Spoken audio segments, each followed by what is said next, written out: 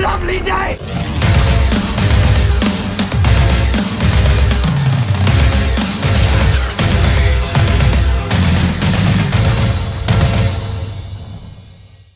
Welcome to Flat Earth Debate Uncut and After Show. I'm your host Nathan Oakley, and if you are new to this channel, or you've not done so already, then be sure to subscribe and hit the bell notification icon to keep up to date with the Flat Earth Debate. If you'd like to support the channel, there is a super chat that runs alongside each of these shows while they premiere. There's also a PayPal, Patreon and crypto link in the info box below the video.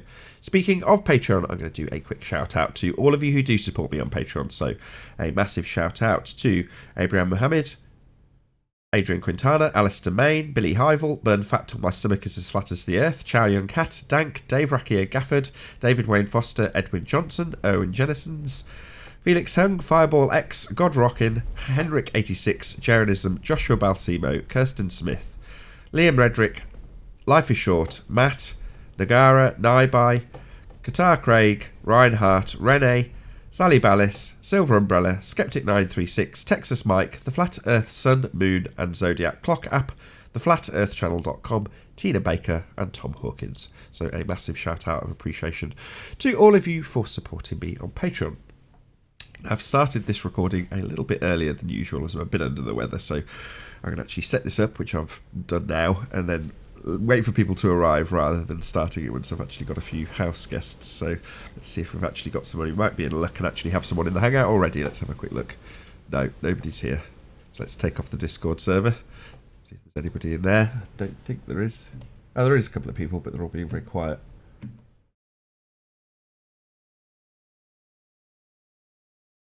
If you can hear me, hello to all of you in Discord.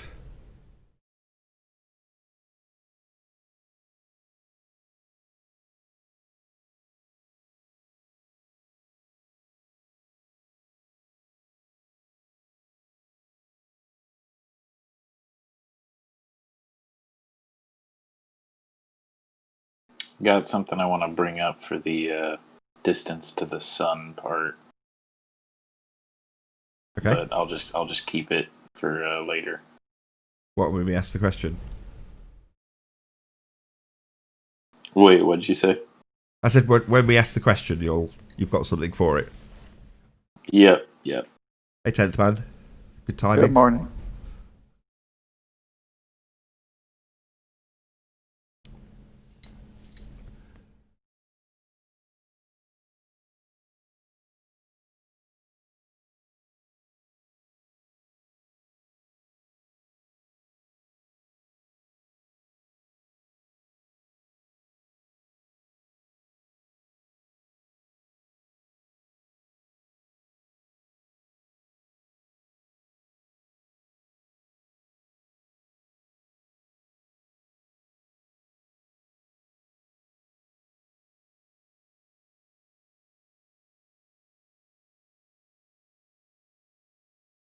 Who is it that was asking about distance to the sun? Was it Fenris?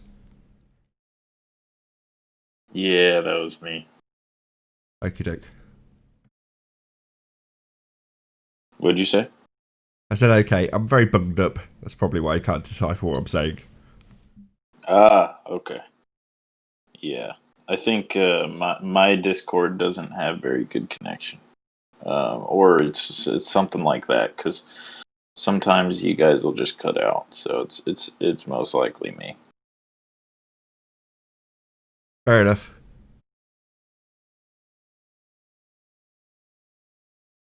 You got a head cold? Yeah, I'll just run down.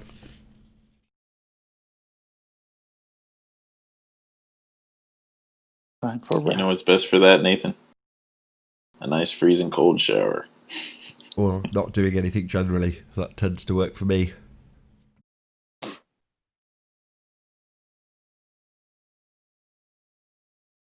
Chicken soup.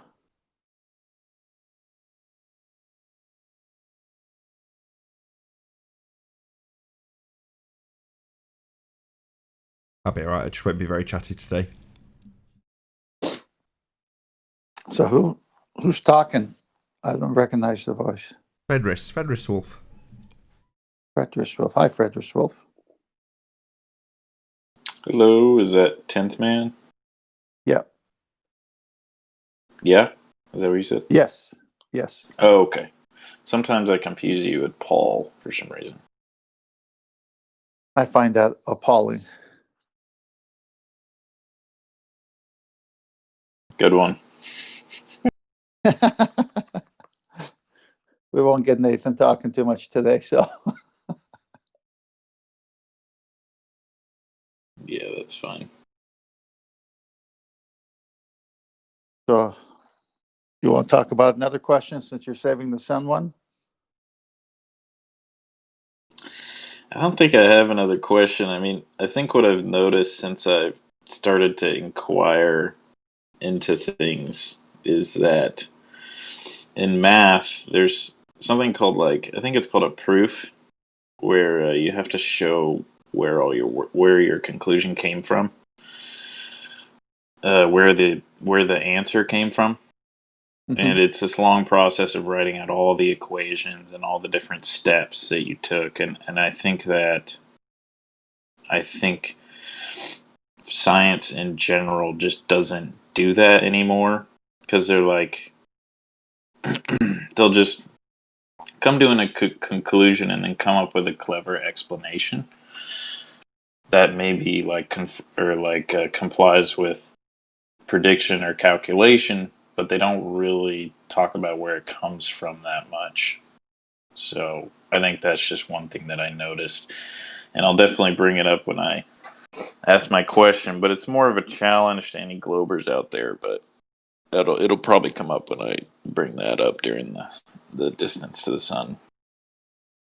So the worksheet, the proper worksheet that's required for proof of work on um, so-called science method or scientific method that they all allude to, but don't say it. They just call it science, and they're wearing a lab coat or they've got a PhD. So they observe and they Right. declare something, but they Their don't lab tell us coat is how they proof got there. enough. Yeah. Yeah, you're talking about pseudoscience, which is declared to be science, and how they don't follow that process. Yeah, correct. Yeah, that's Yeah, where I was going to I saw a go. Neil deGrasse Tyson video today that was talking about how it would be it would have been easier to actually go to the moon than it would have been to fake it. Therefore, we went. And I was just like, "Are you what? Are you a scientist?" Like, Do you want to hear my favorite one of his? God, yeah, sure. My favorite one was of his was saying, "You see how big those rockets were?" depends which ones you're talking about. Some of them are half-scale models that they just crash into the Bermuda Triangle. But he's on the Yeah, show. He's on a he show does saying that a how tall lot. the rocket was. Go on, make your point anyway. I'm sorry. No, I agree. It's all comical. But the point is, the fuel that they carried. He said we went to the moon because the rockets were big and the fuel allotment was there. Except when you go to Werner von Braun and he talks about how much fuel it would take. Rock is nowhere near the size. But the journey took place in a fake medium, so you can make up whatever you like about how the journey took place. You know, you just have it in a presupposed orbit around a spherical Earth, and then slingshotting out, and under its own momentum, just makes it all that distance. It's really cool. You can just do whatever you like. It's like me deciding how long they're going to spend in Narnia in the next tale that's going to be written about Narnia. You know, I can What make up any rules I like. what size was the door in the closet in Narnia, and was it a brass handle or a chrome handle on the closet door? Exactly. And to be honest, it would be far easier to just go to Narnia than fake going to Narnia. That would be far cheaper. Yeah. Then why did they make a fucking movie about it? They I definitely think if you faked look going into to it, Narnia. that's entirely my point. They did actually Yeah, do it in exactly. Narnia. It was cheaper. Yeah, and that's where the money is made, faking stuff. Jurassic Park, you know, dinosaurs, freaking, space movies, all the money is where faking it is. It's not where actually doing it is. Actually doing it doesn't get you any money, and it doesn't get you very much funding either, because it's not really economically feasible or like profitable. But yeah.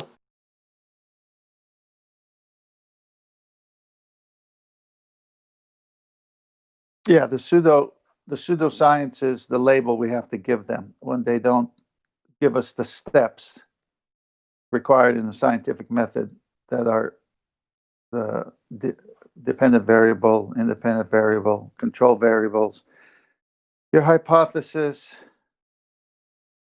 just the rigorous testing and the side notes that someone would make. We never see that from these astrophysicists with their PhDs. All they talk about is black holes and dark matter and the microwave radiation. It's like, okay, well, where'd you get these from? And how do we know they're even real? What are you looking at? And who took that picture? Or And how can you take a picture when you or can't even get there? or what was your dependent variable? What was the phenomena you're observing? And did you establish the cause of said phenomena? Were you adhering to this method you call science? Oh, it's not being adhered to. Oh, so it's pseudoscience that you're punting then? Well, actually, they might have manipulated the fake picture. That's not really varying a presumed cause of an effect in the natural world now, is it? Well, I went from 50 pixels to 500 pixels, so they did something. Yeah, that's not natural. Oh gosh, and they're all like artist rendering, and they don't look like anything that you see through a telescope. Math Paola once described NASA as the biggest art house in human history. I think that's a pretty apt description. Hmm.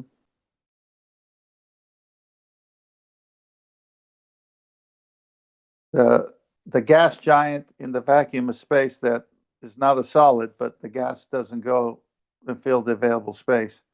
That's a good one.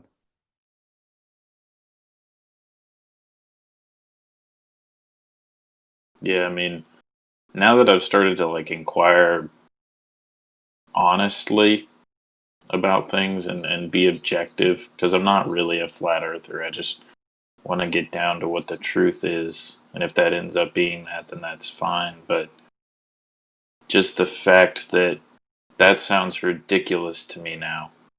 Like, before I would have been like, ooh, a gas giant. And I'm sure that's how Simon Dan works. He probably has a nut whenever he hears the gas giant.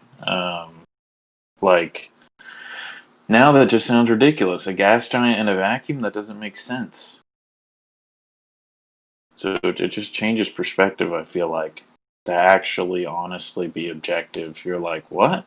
That's interesting. Being critical about it just gives a whole different view of what it is. And asking questions is, I think, natural. I think it comes from childhood.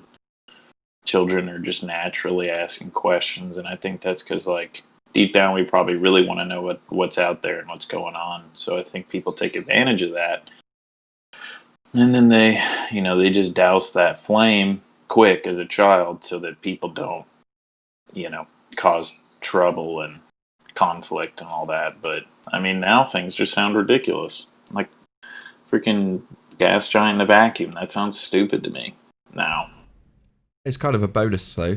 So you're right, you get stuck in a comprehensive school and any semblance of developing logic is completely washed away by teaching you how to just comprehend and repeat things. Well, when you get to the point that you go, hang on a second, everything I've been told to comprehend and repeat, for the most part, is nonsensical. Now I've started to critically look at it and think about it a little bit. Well, if you let it, in other words, you don't fight against it for whatever motive the trolls have got, then suddenly you've got this childlike wonder returned to you in adult life. It's quite magical. Or at least I think it is. Yeah, I mean, Well, none it's of us. definitely magical, but it's also isolating a little bit. You feel like I feel like this is probably one of the only places that there are actual like free thinking critical people that kind of critique different viewpoints and worldviews and evidence and all that. I think this is.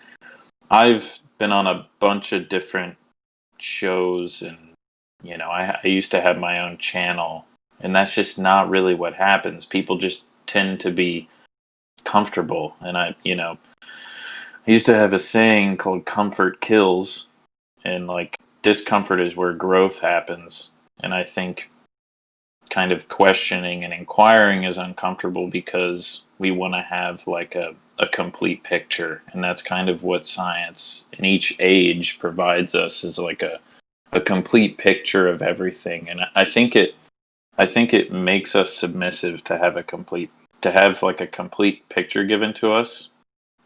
And we accept it and we consent to it. I think it makes us more docile and more suggestible, and just kind of like blobs that just kind of like get shifted around. But once you become critical, you kind of become like, I don't want to get like airy fairy, but not necessarily awakened, but you kind of like wake up and you're like, there's a lot of stuff going on here. And then you kind of become a little isolated, and you have to find the others, like people like you guys, at least some of you.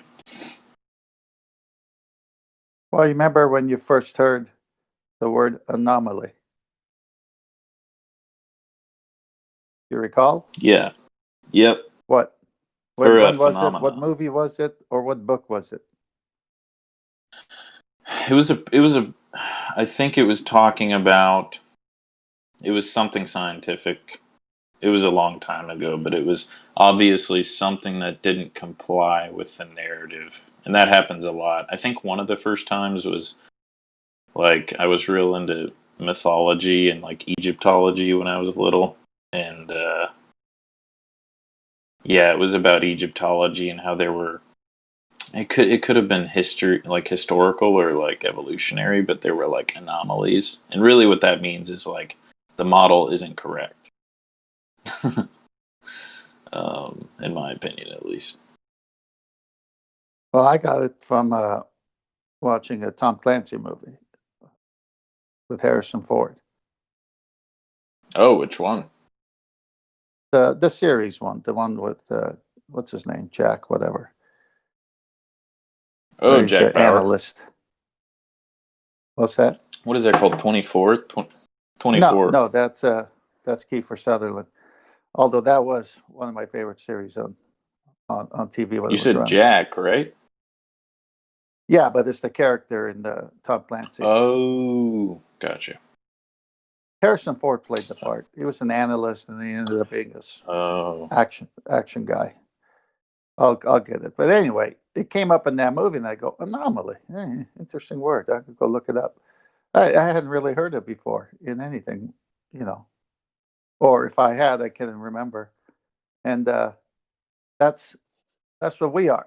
We're questioning. We're we're disturbing everything because we're asking questions. Yeah, it's much like those first interactions, and I think a lot of how we develop comes from our response to the initial intimate relationships, like with our parents. And I think that's kind of where that comes from, is like that pivotal moment when you ask too many questions and you get kind of like degraded about it, or like they project insecurity onto you, kind of thing. When you ask too many questions, it makes people angry. So the response as a child to wanting to fit in and survive is to kind of put those questions down and prioritize the intentions of the community more than the self, which is kind of like this splitting off of the personality that like fractures us at a deep level kind of situation. Well, I think that's kind of maybe sort of where it comes from, but I don't know. Hey, Ranty. Oh, hey, Ranty. I remember hello. I remember in school challenging the science teacher all the time. I've shared it on the show before, and every time I would challenge him, he'd give me a pseudo or very weak answer, and I challenged that question. And finally, and it only happened a handful of times because it was going to be the same thing. So I stopped asking, and he was thankful. But it was just like, look, I just have to teach the stuff. I don't even believe it. When I heard my teacher say that, I just have to teach it, but I don't believe it, light went on for me. Back then, it was like, wait a minute, we're being programmed.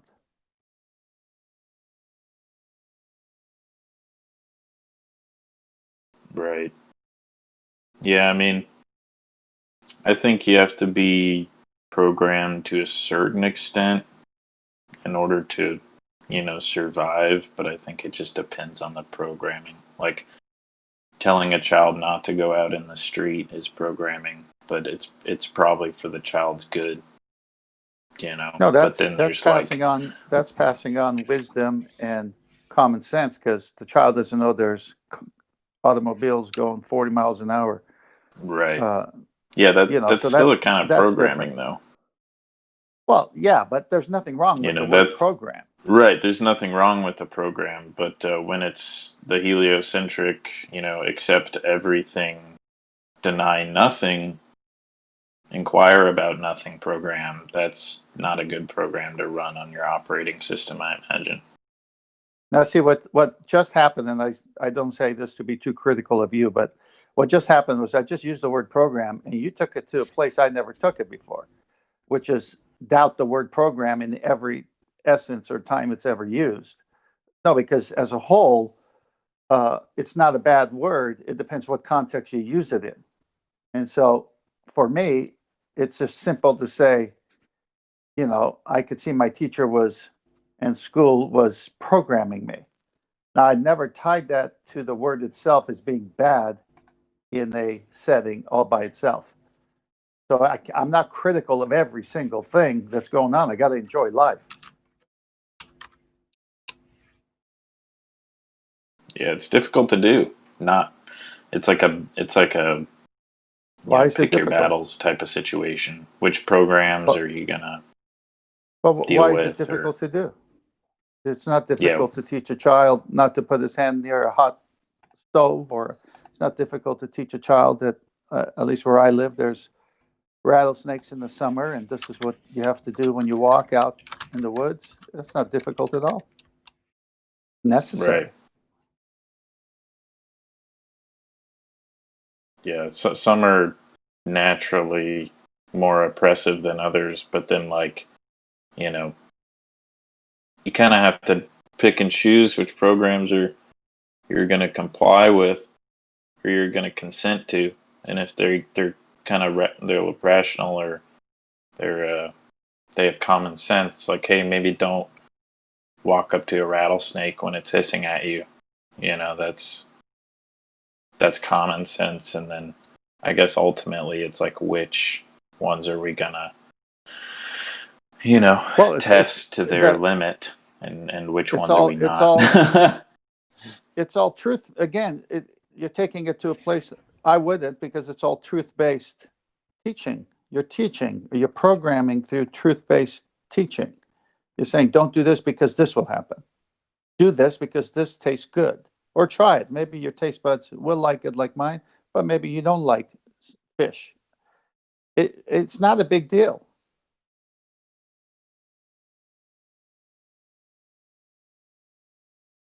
It can be. It can be a big deal if I mean, not that I wouldn't not take it there, but it's my personality. I kind of always do. But That's what I'm sensing. That's what I'm sensing. That's why I'm having.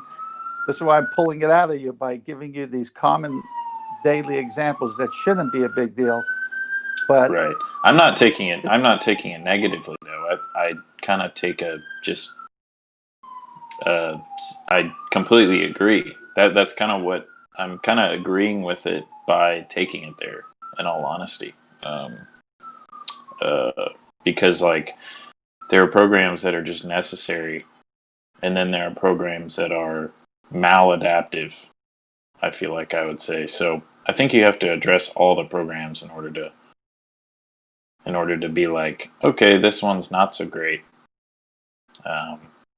Is that still taking it there, quote unquote?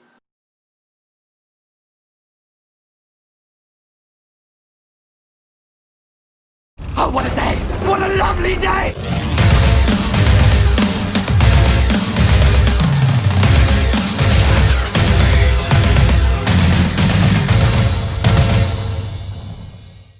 Welcome to Flat Earth Debate Live. I'm your host Nathan Oakley, and if you are new to this channel, or you've not done so already, then be sure to subscribe and hit the bell notification icon to keep up to date with the Flat Earth Debate. If you'd like to support the channel, there is a super chat that runs alongside each of these shows while they are live. There's also a PayPal, Patreon and crypto link in the info box below the video. Most importantly, if you'd like to join the discussion, simply mute the page you are currently watching, then click the link in the info box below this video to join the panel and express your views on the nature of Earth. If you do join, please don't swear. If you do, you'll be ejected, and if you are, please don't try to rejoin the stream using sock accounts. You'll be warmly welcome back on the next stream.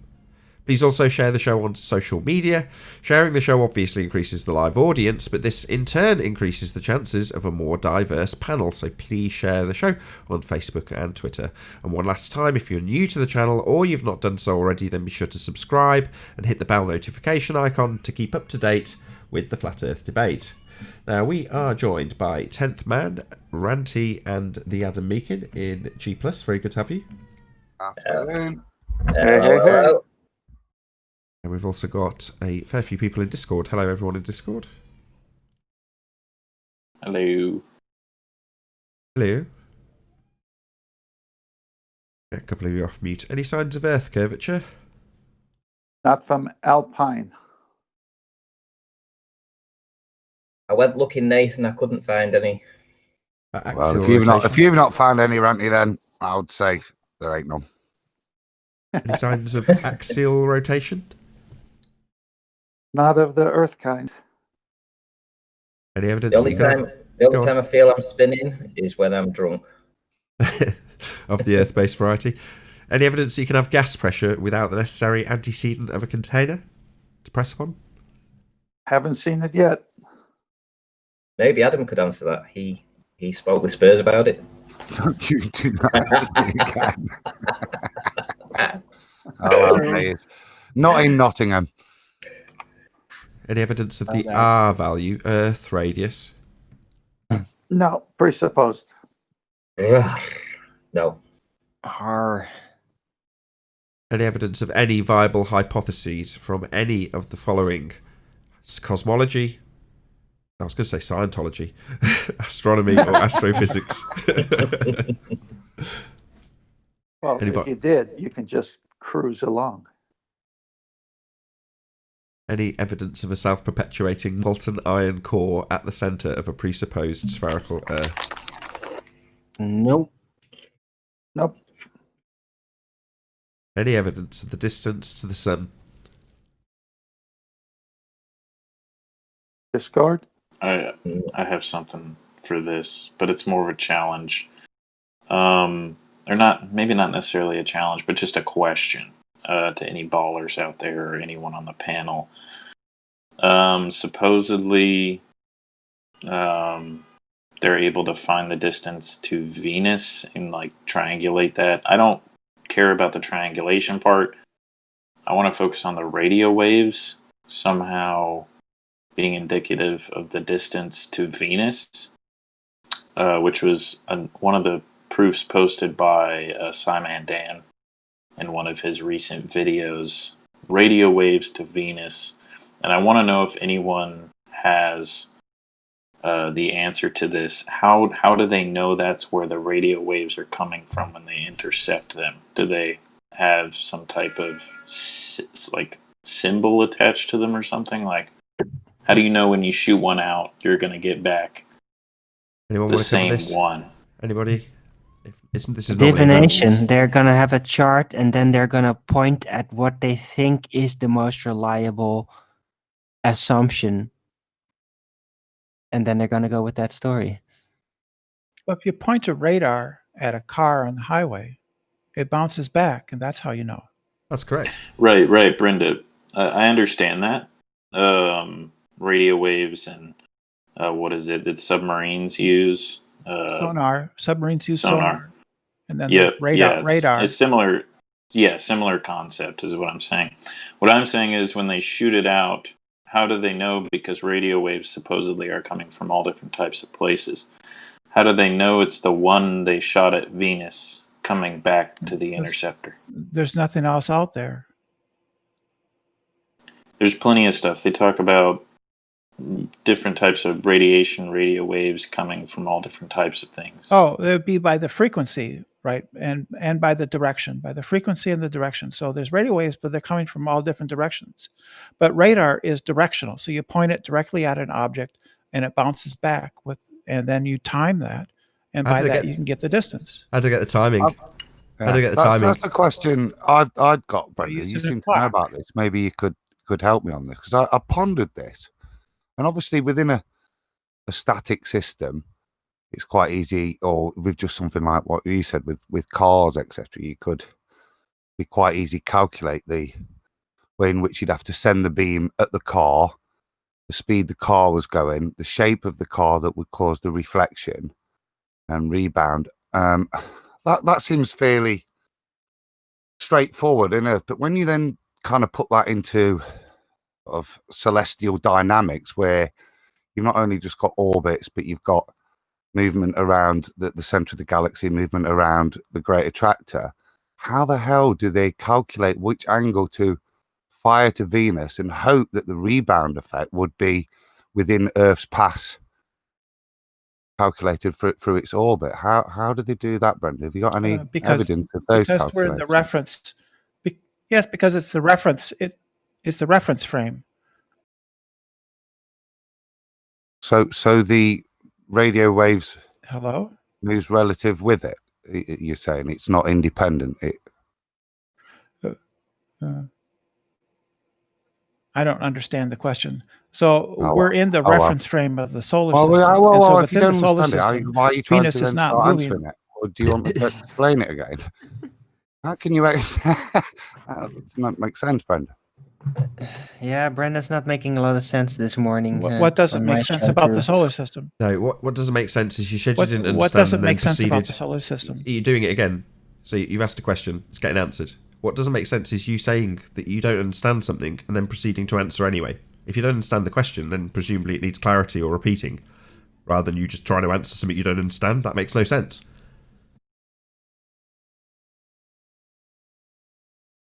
Go try again, Adam? Go ahead and repeat. Okay. So we are trying, aren't we, to send a signal from here to Venus and back, which in a static setup would be straightforward in terms of calculating. Within the calculations that apparently are done, are they calculating for movement with regards to the solar system, not just orbital mechanics, but with regards to the solar system around the galactic center, and then obviously the galactic movements around the great attractor? Because surely those movements must be calculated if you're going to catch the return signal. That makes sense, Brenda? No, you don't have to take those into account. Oh, okay. Okay. And what about the timing? Because why not, Brenda? Of distance. Because they're very, very, very small. That's why. Small. Sorry. 66,000 miles per hour we're traveling in one of those reference frames. Yeah, but it's over vast. Yes, but it's over vast distances. So what? As a proportion radio wave to the distance, it's very small. It's not very small. The radio wave I'm sorry, what? What speed is the radio wave traveling? Radio waves travel at the speed of light. The speed of light. Radio waves are light.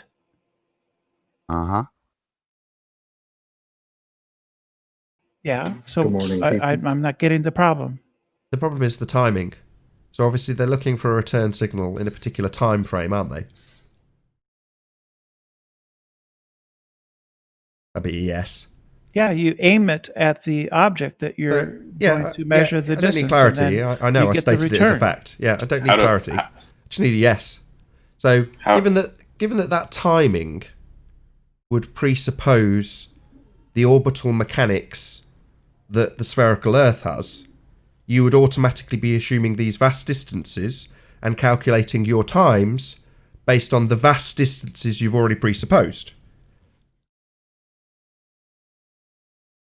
No, they aren't presupposed. They're already known. Sorry, Brenda. I'll say it again.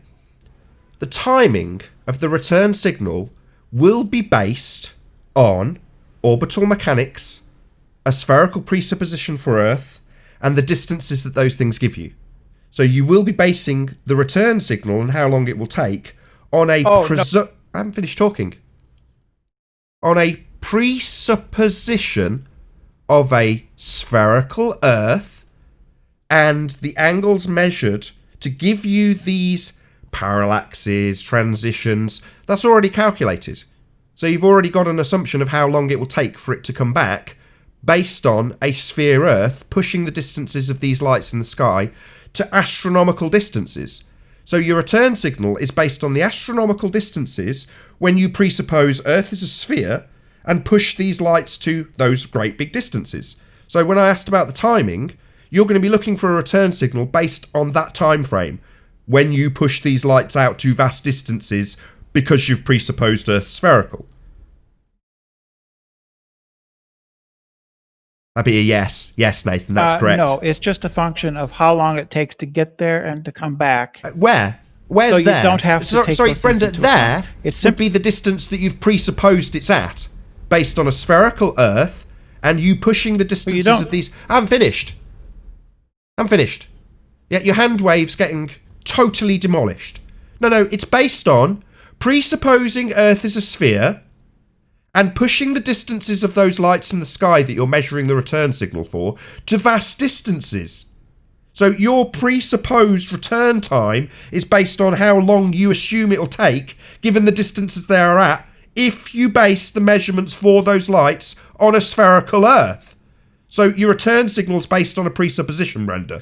When you're looking for that return signal, it's coming back in the time frame you've already decided based on lights that are vast distances because you've made a presupposition that they're vast distances because Earth's a sphere.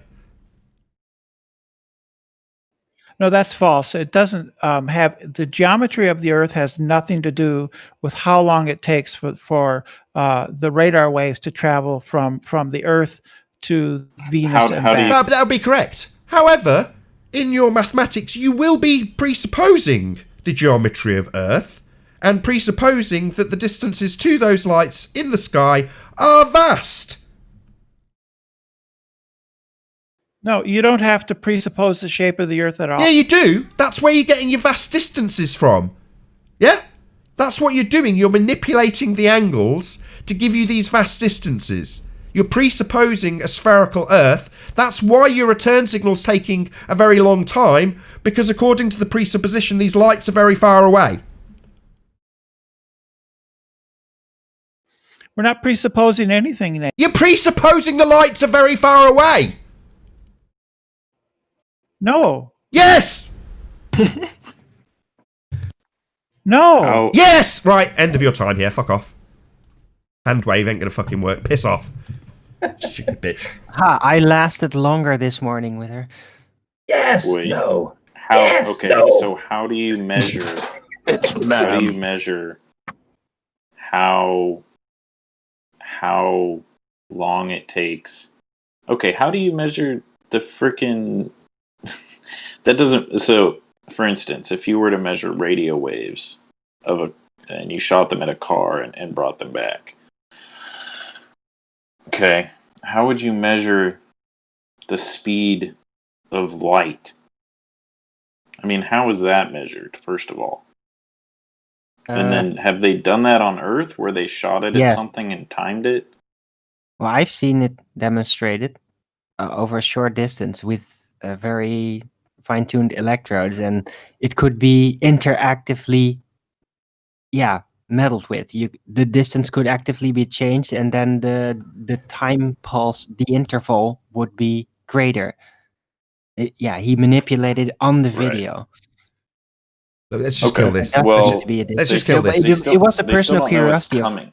for a time. Let's just kill this dead. I'm sick of it. So it would depend on the medium that this is traveling through. So Yeah. what's the medium that this is going to be traveling through exactly? Right, exactly. No one knows. I mean, well, there is a claim about what. Hold on, it's going into the sky, right? Is there not an on the table claim about what the sky is, the medium? Vacuum. I mean, to a certain extent. Somebody got it. Hold on, Fenris. Who said that? Sure. Sky vacuum. Oh, that's a bit of a problem. Because the claimed medium that they're taking this measurement through when they presuppose the lights are at vast distances because they're starting with the spherical Earth, the medium that it's travelling through is a violation of a natural law. So like any travel to the moon or satellites in orbit presupposed again around a spherical Earth, of course, well, all of those things are taking place in a medium that doesn't exist. So if they're claiming they know the distance and the time it would take to get back on this presupposed journey at vast distances, then they're going to be able to verify that the medium's a vacuum, are they? A violation of a natural... No, they're not, no. So, like everything that takes place in Narnia, including this measurement, with a presupposed duration of travel and when it's going to come back, when they look through that audio garbage on their screens, yeah, the visual garbage that they see, the noise and interference, they're going to say, oh, that's the return signal, at exactly when we thought it would come back, when we presuppose these lights are at vast distances. Through the medium of a vacuum. Right. I mean, that's the thing is, how do they know it's coming from Venus and not something else? I mean, who freaking knows? Like, who knows? It could be an asteroid that came by. Like, and also just exactly what you're saying. That takes it back a few steps. Like, you're presupposing all these things. Therefore, it's, you can't make those type of assumptions. But also, if you want to beg the question, how do you know it's coming from Venus? Like, you don't. Unless you go there and you're there to intercept the signal and you go, yeah, it's a signal. Yeah. Like with everything they claim, it will start with the presupposition of Earth being spherical. That has resulted in the stars being pushed out to these astronomical distances by presupposing an R value, taking these measurements. And then when you fast forward to modern times and they say, oh yeah, we're measuring it with bouncing stuff off it. Oh really? And how do you know when the return signal is going to come? Oh, well, because it's all based on our heliocentric model of the world, with these stars at these vast distances that we've presupposed, because they've got to be if Earth's a sphere. That's their explanation. Right, so they say they bounce a signal and then they get a readout. Of course they can. But then they start to divine that readout and based on what they presume it should look like according to a globe. And then, yeah, it sort of must kind of match. It must be good enough. That's how they do it. It's a shame Anthony's not here. It's a shame Anthony's not here to go through the Jodrell Bank stuff and how some guy called Bob from JPL came along and was like, there's the return signal. There it is in that load of mess there. And they're like, we're not so sure. Oh, it definitely is. that was how it went. Very scientific. I was just doing... Tony, have you heard this bit? Oh, he's here. Right? Oh, hey, Sleepy Warrior, your icon didn't come up. Before you get onto it, Tony, I was just giving Brenda some... Because it just popped in my head when she was saying. So I've just done some of the maths on what I was suggesting, Nathan, there. Because Brenda said it was insignificant. Now, via Google, the distance between Earth and Venus is 326 million kilometres. Speed of light is 299,792 kilometers per second. Therefore, to travel to Venus would take 1,087 seconds or 18 minutes. So the Earth would have moved. Right, yeah. So given that the speed around the average speed of the solar system around the Great Attractor is 828,000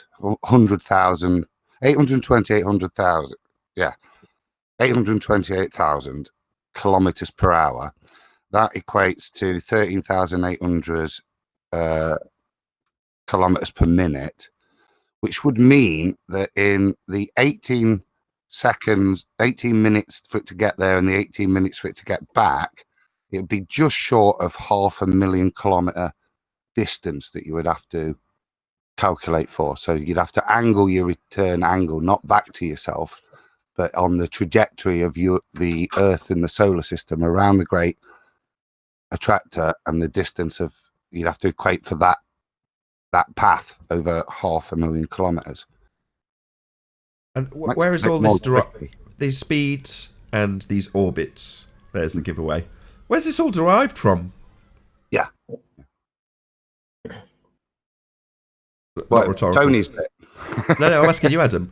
You've got all these presuppositions of things falling around other things in circles, right? Orbits. Yep. Where's all this come from? Where's this all derived from? Wow. The Copernican model originally, isn't it? It's all a presupposition of an assumption of an R radius, is it? What it all falls initially back to. If you don't assume the Earth's a ball, then none of this stuff follows, does it? Oh, so it all comes back to presuming Earth radius then? Ah. Yeah. It would be a fundamental premise for the religion, wouldn't it? Yeah. I mean, we're going to get into a different R value now. I presume Sleeping Warrior is now ready and queued up, and we'll talk about Venus R, but obviously the Earth R is where that all begins. You ready to rock and roll, Anthony? No, he's on mute.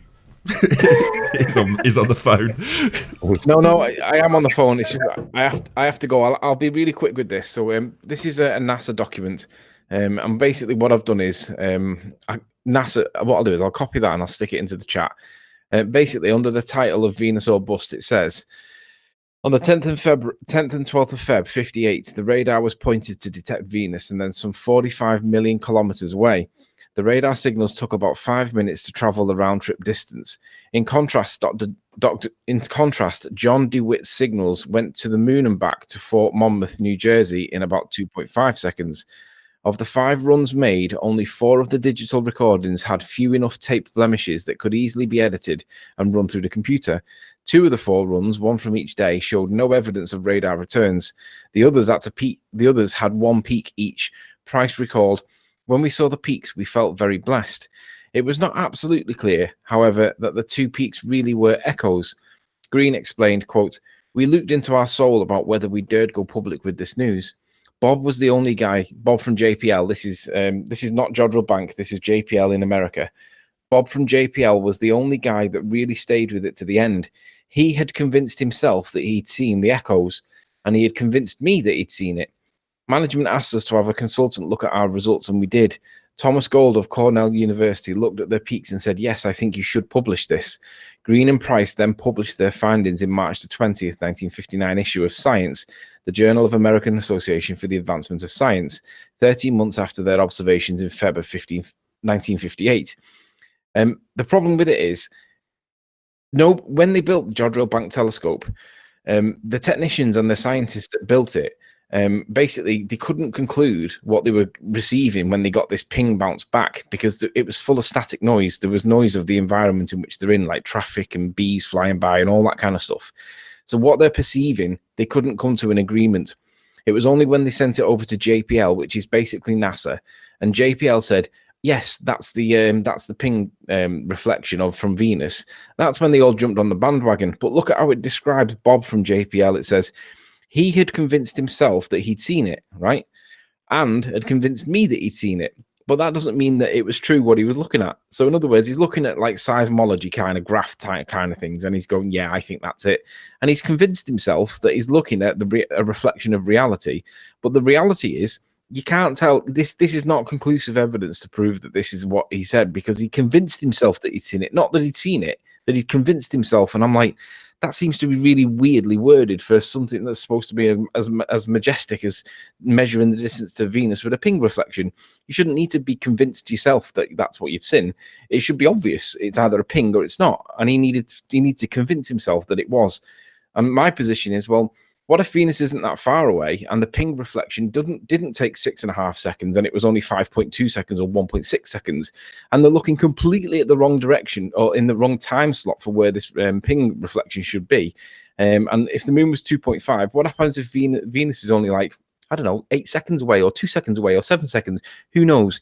My point is, it's not persuasive enough for me to think that this is a legitimate experiment, because if it needs somebody to persuade himself in JPL, that's NASA, and then go back to England and tell all the other people that, yeah, we think it is it, and then everybody then jumps on it, how persuasive is that overall? For me, I don't think that's persuasive at all. Well, we ask for scientific evidence of things, and what we've got is a guy from JPL saying, oh yeah, it's definitely that, and then convincing people. What about empirical scientific data? Oh, we're brushing past that with this crap where we bounce stuff off lights in the sky, are we? We're deciding how long it's going to take and then looking in that particular time frame, are we? Oh, right, this sounds like zealotry and religion as opposed to science. This is pseudoscience. I gotta go, guys. Laters. See you later. Cheers, Anthony. Good presentation. The problem is they don't think they presuppose anything.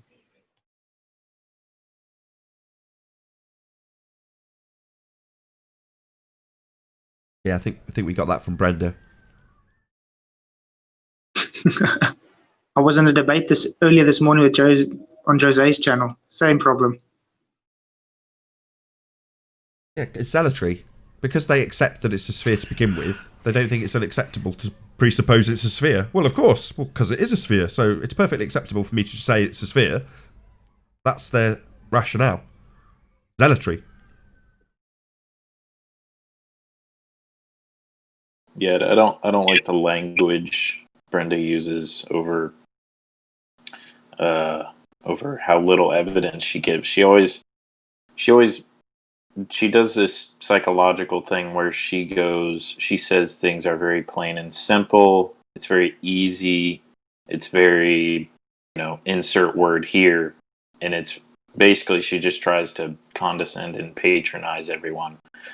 Oh, it's very, it's very set in stone. It's kind of projection to make you think that you're stupid or you're not in line with common knowledge. She's like, oh well, it's a very simple thing to do. We use radars. It's it's not complex. It's not it's just projection basically. All they got are tactics. All they got are psychological tactics. They don't have any. This is what you do when you don't have any arguments anymore, or when all the arguments you did think you have been destroyed. So now you have to use tactics. That's what Brenda does. Shout out to Rakia Life. He says, don't get caught up in the details of nonsense. Stick to truth. God is creator, Rakia Life. Thank you very much indeed. Is Rakia Life the same as Dave Rakia Gafford? Yeah, shortened it. Thank you very much, Rakia Life. Really appreciate your support. So, any proof of severity in the? Easy for you to say, Randy, isn't it? The severity of sphericity. The severity of sphericity. Come on, we need some proof. Easier for him to say than for them to prove. So, have at it. Yeah, you can't prove a fantasy, can you? Right, getting compliments here. Shout out to Paul Connell, who says, Perth, Australia loves Nathan and loves listening to this. Quality NO. Cheers, Paul. Thank you very much for the super chat, Paul Connell. Really appreciate it. George is in the chat. I believe he left a message for you, Nathan. I think you responded to him. Did he challenge you to something? I don't know. I don't read what George says. On my video from last night? Yeah, I didn't actually read what he said. I just saw his comment and wrote, said the troll as he was dealing with all of the horrible, hurtful abuse he's dealt with all his life. Or something like that. Poor Georgie. We were dealing with some pretty disturbed and freakish people on the whole.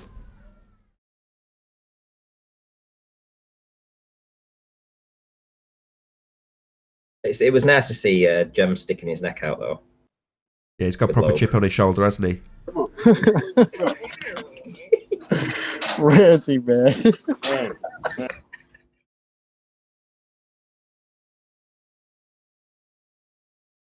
Yeah, it's good in a way. It's shown us why these people are the way they are. You've only got to look at someone like that and know their backstory inside out, back to front, and why they're now a poisonous little dwarf.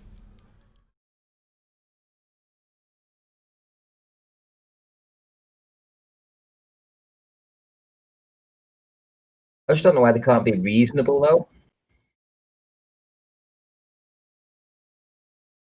You know, we need them just to be reasonable and just see things from our perspective, but they won't do that, so... I don't need that from them. I don't care if they don't see it from our perspective. We're in the right. It doesn't fuss me if they want to assert their incorrect assertions over and over again, rinse and repeat style. Good for you. That's got to be cognitively painful. Share your pain. And then to come back here every day just to listen to their world get destroyed again and again and again. Must be horrible. How is it that global send you have to calibrate the radar? Calibrate it, eh? You just go out to the location of Venus, just double check it's the right distance, and that's your calibration done. Job's a good one. They don't think you need to calibrate it. They think it's just magically is right. They don't need that.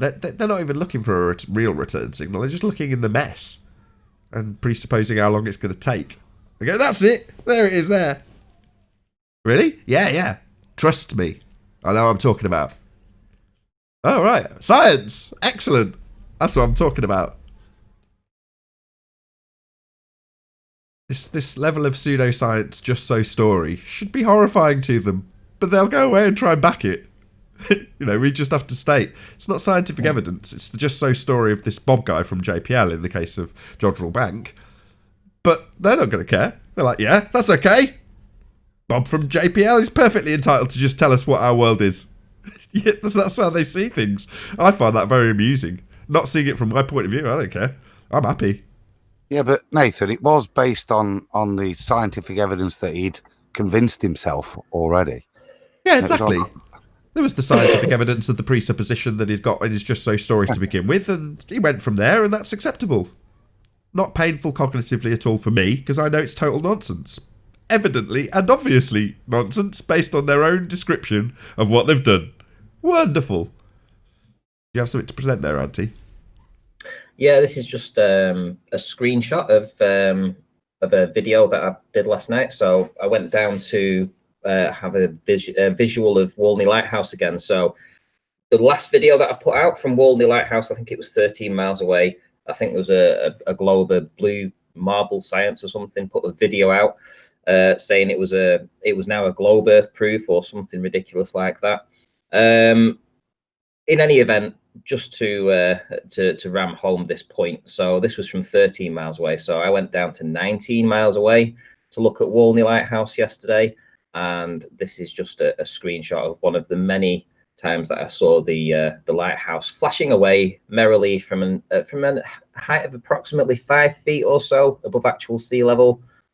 19 miles, there for all to see, completely debunking the globe.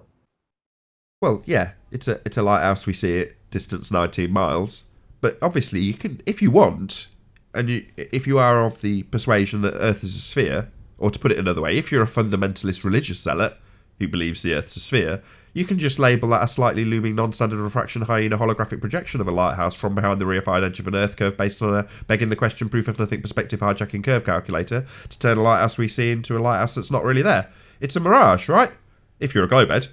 We just say lighthouse and state the distance, because the Earth is obviously and observably flat. Yeah, exactly.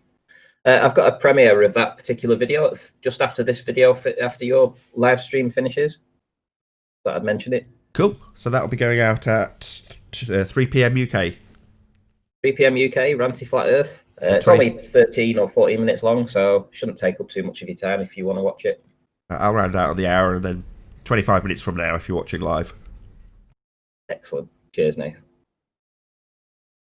Had a good show yesterday. I was a bit disappointed. I thought you'd found a better, quote-unquote, triggered clip for me. I thought, to be perfectly ruthless, that George seemed far more triggered as he shaved and, looked nuts. I didn't think I came off as particularly triggered. Maybe the audience did because they hate me in that respect. But I don't know. I thought you could have done better To be honest, I was running out of time because I was getting nomination. I got a nomination for you. I didn't expect to get a nomination for you. So when I got a few of the nominations in, it was like, okay, so now I need to go and find clips of these people doing this, because I wasn't getting the help from anybody, which I asked for, which was, if you nominate somebody, tell me a video, give me a timestamp to go to it, and I'll play the video. So I had to do all the research on my own. I basically ran out of time. So what can I say? While I'm being critical, you had a very entertaining hour-long show, and I bet you'll do very well with that show. Lots of people want to watch that, and it's a good length. I watched it again, so I went back to it this morning and watched it again because I missed various chunks of it. I was putting up a cot in the kids' room, but I could vaguely hear what was going on in the background. But like I say, I went back and watched it twice. And no offense, Ranty, I don't often watch your shows twice. Look, don't take that the wrong way. No problem. I barely watch yours, Nate. Exactly. Shout out to Workhorse, who says $5 for booting Brenda so quickly and saving us from having to listen to that rubbish again. New South Wales, Australia is flat. Thank you very much, Workhorse. Also, shout out to Paul Connell again. Thank you very much for the super chat. Interesting topic, chaps. Perth, Australia sunsets are very short. Topic of cap summer versus trop of cancer summer. Faster sun versus slower sun. What's the sun again? Anybody at all? Thank you very much for the super chat, Paul.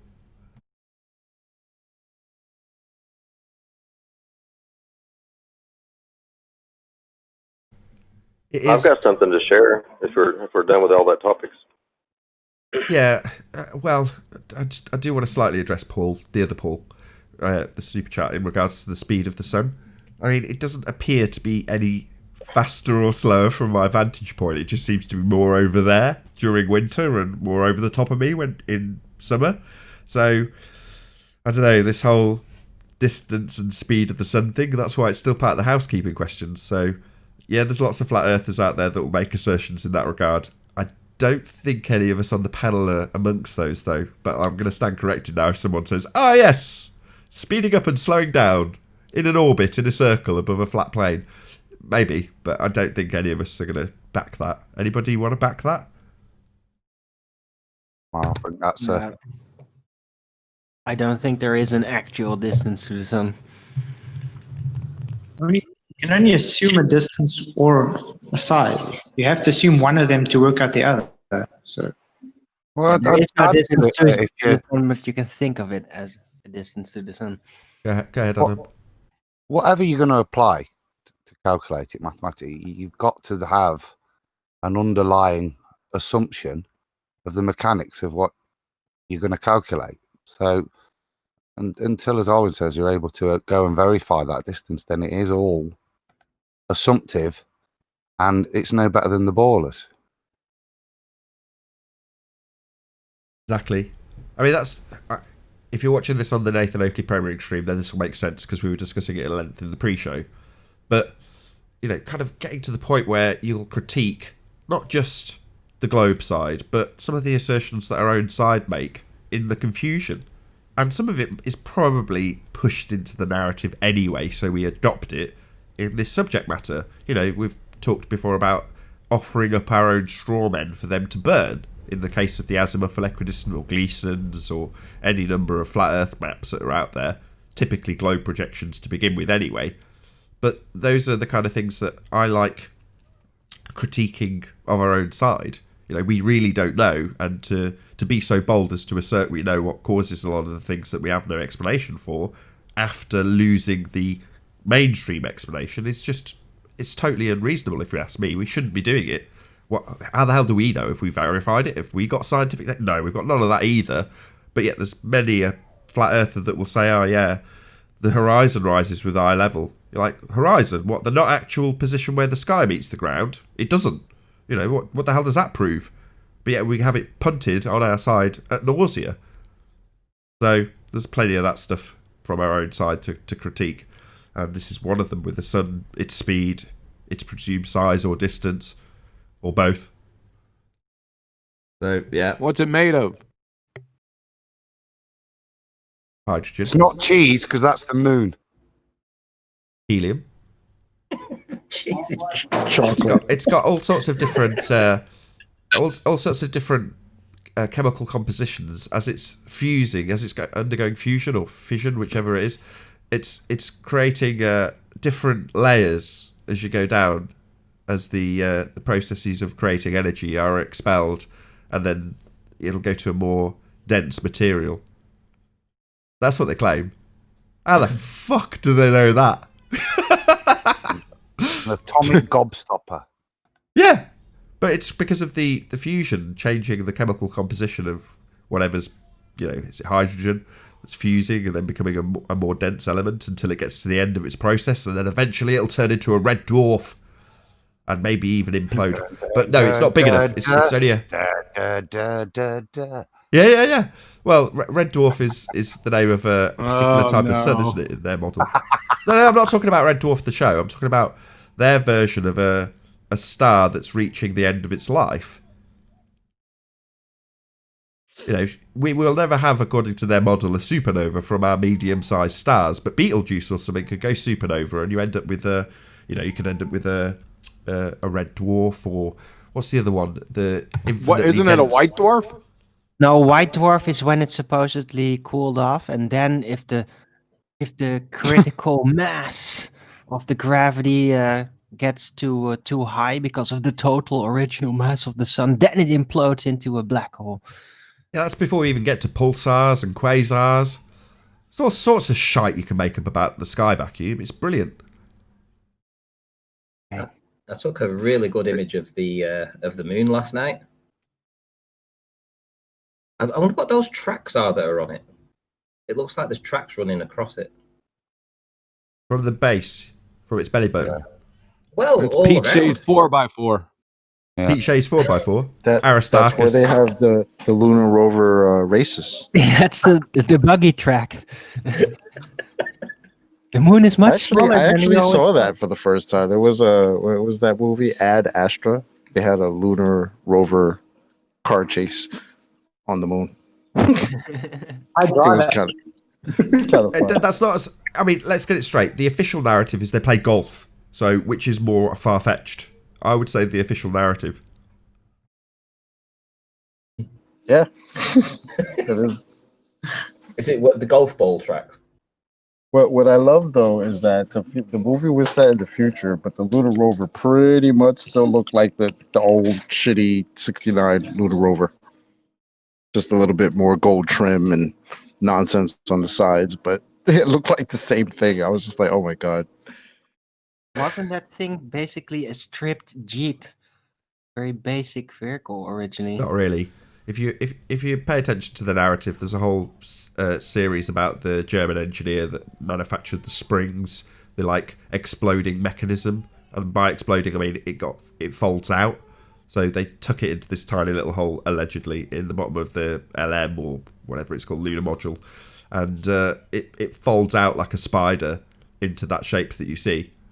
And there is, if you look on YouTube, you can find testing in the same way as you can see satellite engineers working on what will be claimed to go up into the sky vacuum. You can see them actually physically creating the lunar module and working out how to tuck it into this tiny little space at the bottom of the LM so they can then open this one hatch when on the surface. God, this bullshit is just so thick. Anyway, you open up the hatch, and then as you do so on the moon, it folds out into the shape, with these pre-sprung, preloaded arms at each corner. Yeah, when you see it in terms of pictures, it doesn't seem to look like that. I can't really square that circle, but that's not my problem. Go to the edge, Ranty, a bit. Just where there's craters. Yeah, just where it's disappearing. That's wicked, dude. It's very purple, isn't it? The moon. Real made of mauve. cheese. Wow. Yeah, I'm colourblind. Well, prove me wrong, Ranty. Prove me wrong. It looks black and white to me.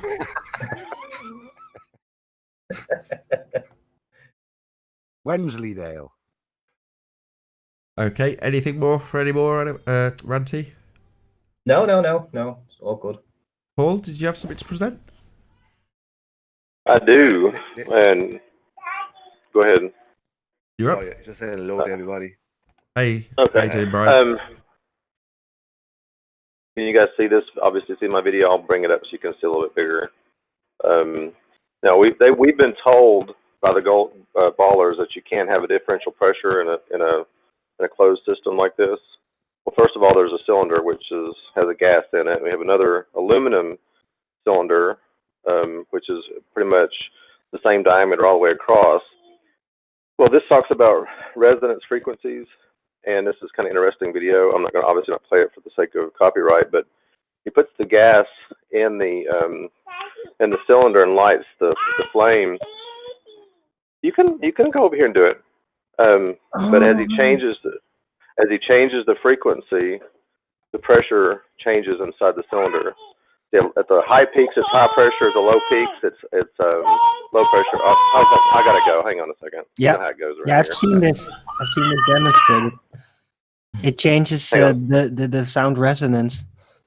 It pushes the gas into specific compartments, and that will cause some parts to be under more pressure, exerting more gas to the outside than others, giving that pattern.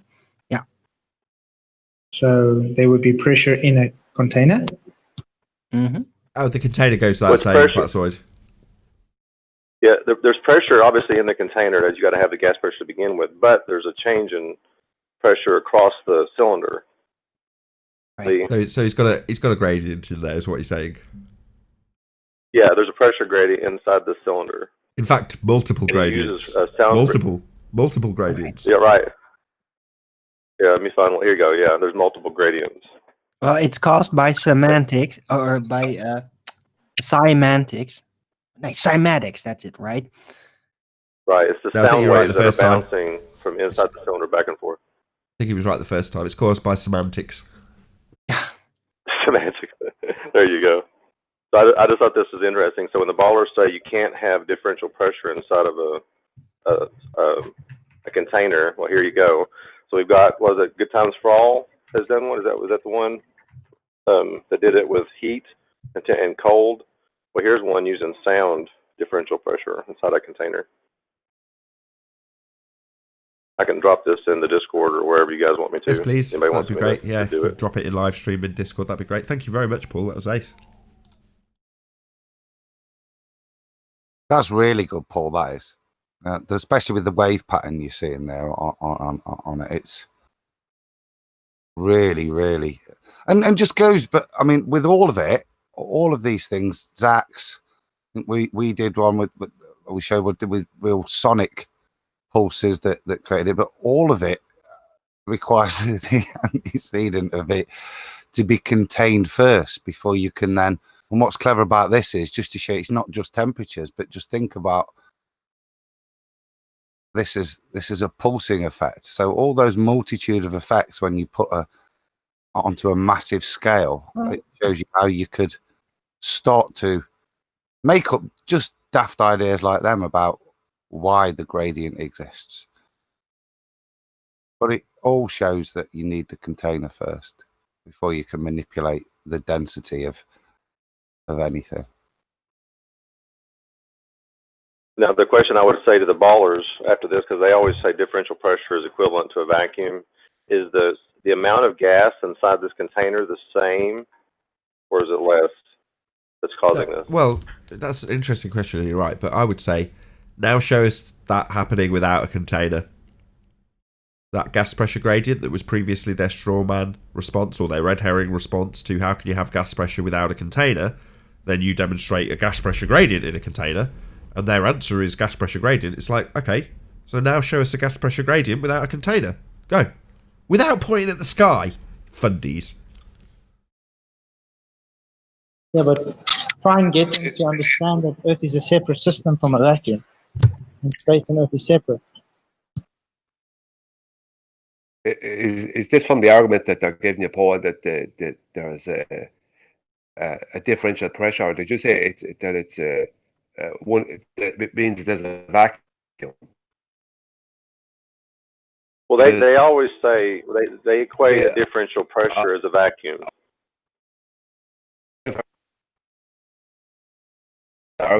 You're breaking up really bad, Brian. I can't hear you. He's chopping. Sorry.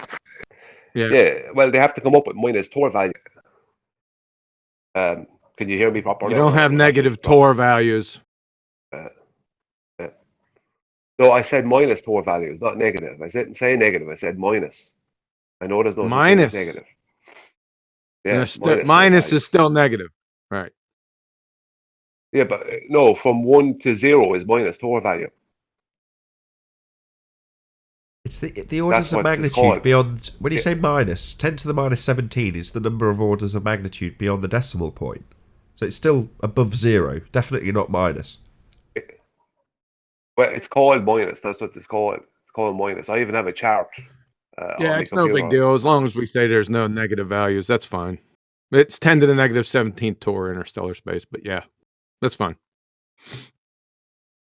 Shameless plug time. Yeah, Ranty's going to be doing it in about 10 minutes as well. Go ahead. Yeah, in 10 minutes. Yeah, so when this live show ends, I'll just plug it now. So go over to Ranty Flat Earth channel. There's going to be a premiere of his latest observation. That'll start at 3 p.m. UK in about 10 minutes from now. Go ahead, QE. Has he heard of a schedule before? Yeah, we've had many meetings with him in that regard. He'd rather just tell me on the fly to change my time of my show. Well, his idea, the schedule. All right. All right. QE live today at 1 p.m. Central, 7 p.m. UK. Fairy Tale Evolution Part 4. Yeah, it's going to be a good one. One of your favorite, Nihilinace, Lenski's E. coli. Oh, yeah.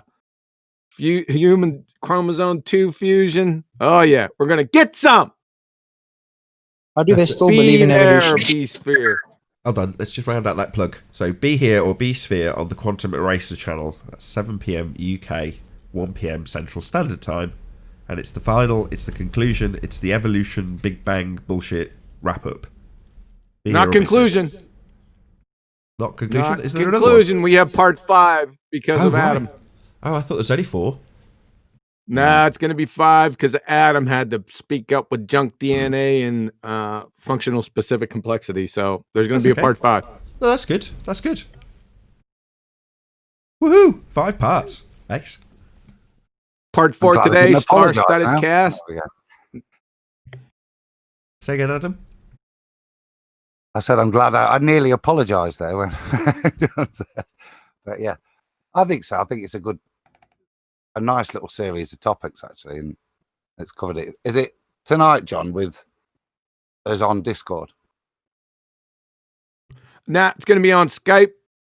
Skype. And it's going to be Nathan and Adam and hopefully Sleeping Warrior. Hopefully me. I'm very ill, so if I'm really ill later, then maybe not.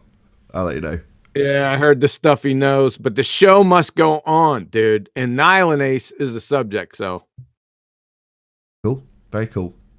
Having stuff, bacteria, eating man-made properties of Nihilinace. Very fascinating stuff.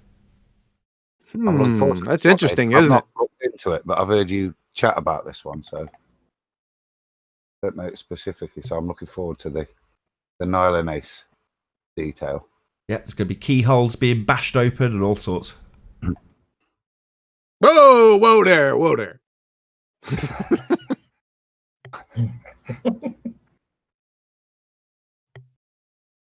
So it's probably not your cup of tea, this QE, but did you catch Ranty's show yesterday evening? Yeah, late last night I did. Yes, I surely did. Yeah. Low brow that it is. Very amusing, wouldn't you agree? Yeah, pretty low brow, but yeah, I was looking for more triggeredness. I was expecting a lot more triggeredness. You've been nominated, by the way, QE.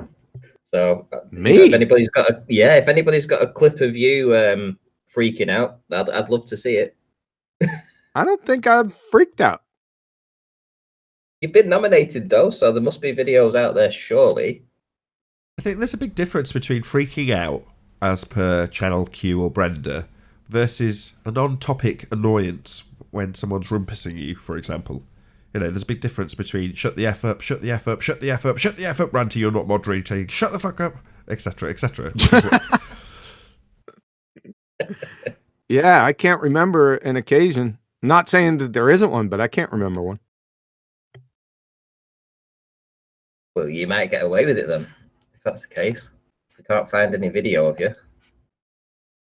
It's just bias. I don't want to get away with it. People will hear an on-topic annoyed quantum eraser, or myself for that matter, although I'm sure there are examples of me getting pretty triggered. But ultimately speaking, most when dissected will be on topic. I'm trying to get a point through, for example. So it doesn't tend to be the case that you'll just find a random rant with me screaming, shut the F up 25, 35, 50, 100 times. That's a freak out, right? I've got to make do with what I've been given, Nath.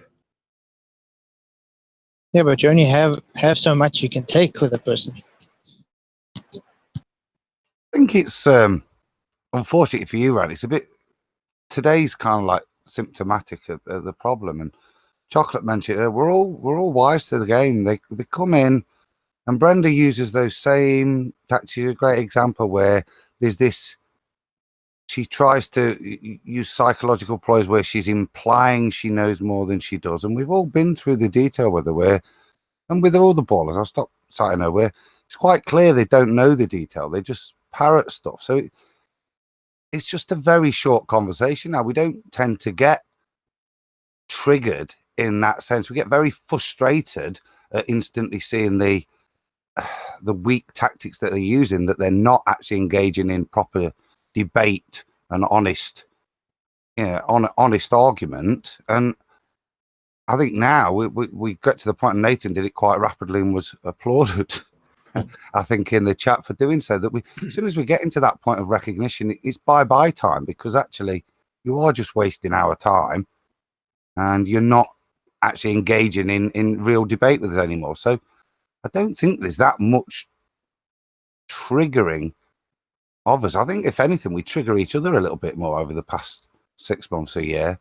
Had more infighting with ourselves, real triggeredness, than with the ballers, because to be honest, their tactics are quite apparent now, and I think most of us, certainly on this panel, are wise to them. Yeah, that's right. I completely agree. James triggered me. Yeah. That's what I'm saying. Shooting hippos with ourselves, haven't we? It's like shooting hippos in a fishbowl. And as far as Brenda's psychological ploys, she doesn't have any psychological ploys. She's a doofus. My friggin' 12-year-old would make her look, he'd roll his eyes at her. Friggin' clown. She's a doofus, man. She doesn't have any psychological ploys. No, that's the point I'm making, Johnny. She used to have, because you would that she'd come out with a diatribe, which actually, until we'd all explored, we didn't know she wasn't backing any of it up. And in initial conversations, that was quite, it forces you to go off and check. But now that same diatribe that comes wasn't out, my experience. it's unpicked within seconds. That wasn't my experience.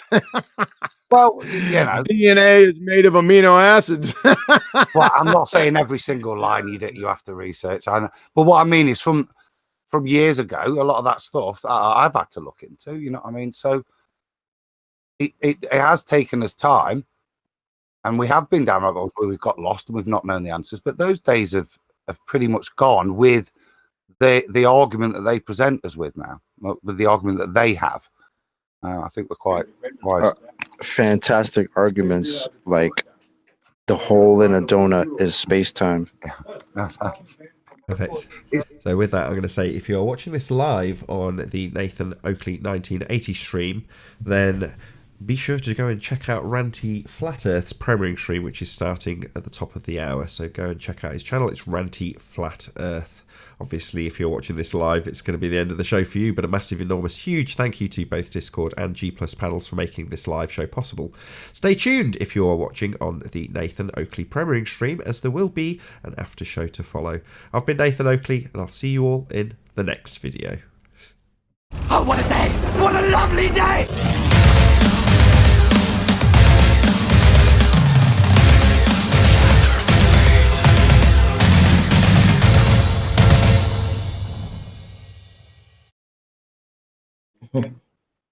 I finally saw that, actually, Rodney, on the proper film the other day. Yeah, Mad Max. Oh, what a day! What a lovely day! Makes a lot more sense now in that It does.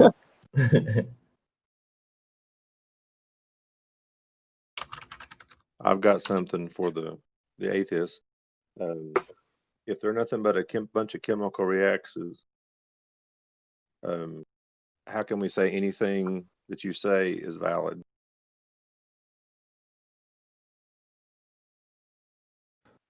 Can you, though? Have you really got free will?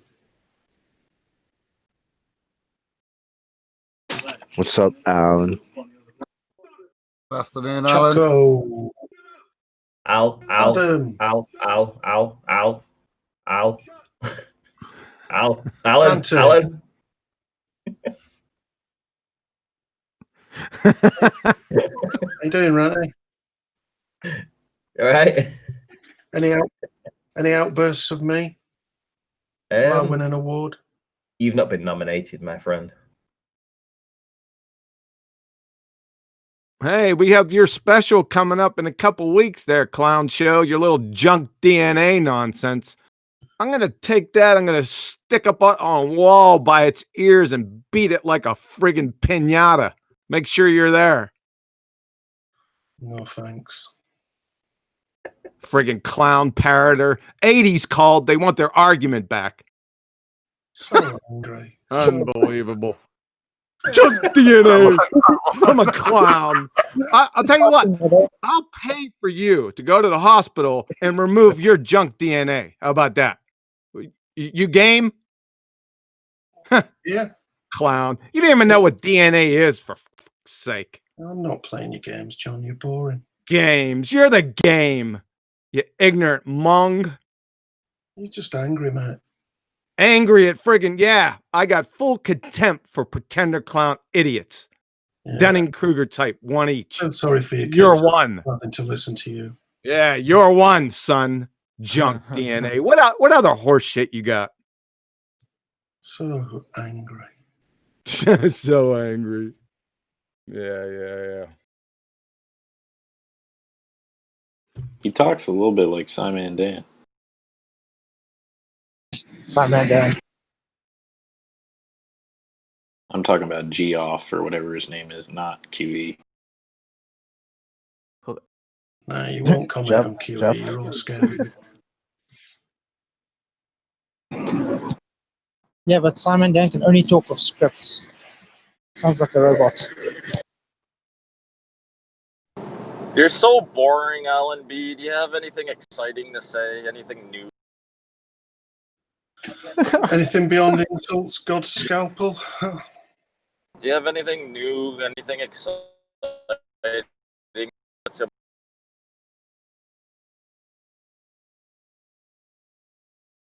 Yeah, junk DNA.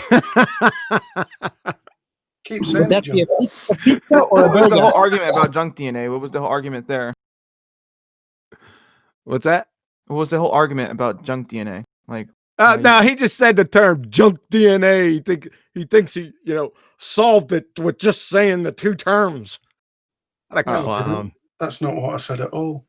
Junk DNA. What is junk DNA? I said 98% of your DNA is not you. And, Really? And do you have citation for that? I certainly do. And what does junk mean? So there's no function, right? Hold on, he said yes. Yes. Go on then. What's your citation for that? God, let's see it. Zero function. Zero function. That's right. Junk DNA. That's kind of two words rather than a citation.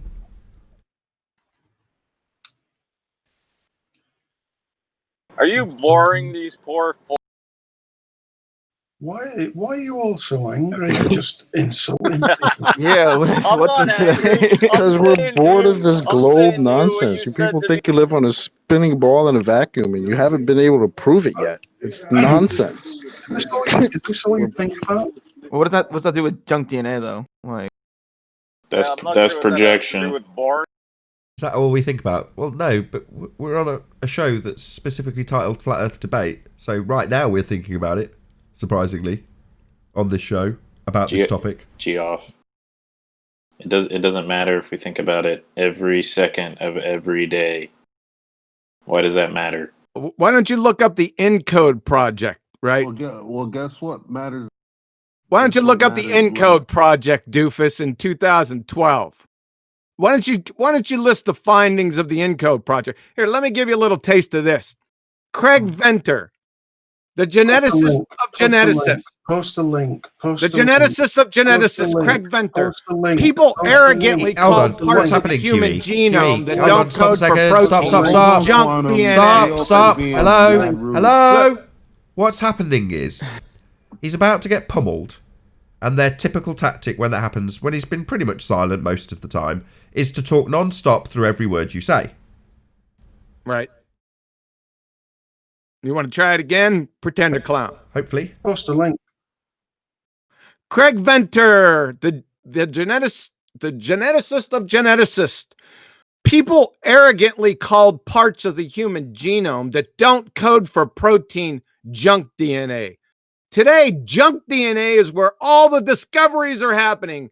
And we know that junk DNA is crucial for gene regulation. You friggin', like I said, the 1980s called, they want their disheveled argument back. Clown show.